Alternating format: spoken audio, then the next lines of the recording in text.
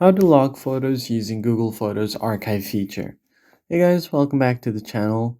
In this quick guide, I'll show you how to use Google Photos archive feature to hide your private photos from your main gallery. Keep in mind this does not add a password lock, but it's useful for basic privacy. Here is the step-by-step process. First thing you have to do is open up Google Photos. So just go ahead and tap on it. From here, you can select any photo or video you want. For example, this one right here, I can just long press on this, and then I have an option to move this to archive. Tap on it, and it's going to go ahead and move this to your archive and remove it from your main gallery on your device. You can easily find your archives on your settings menu, so find the profile icon at the top right.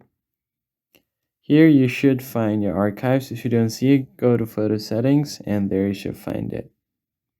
That's basically it, guys. That's how you hide your pictures on your archive. You can also go to the Connect Collections tab at the bottom. And at the very bottom, you can find the archive tab. You can just tap on it.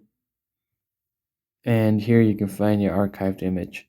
That's basically it, guys. If you found the tutorial helpful, hit the like button down below, subscribe to the channel. I'll see you guys in the next one.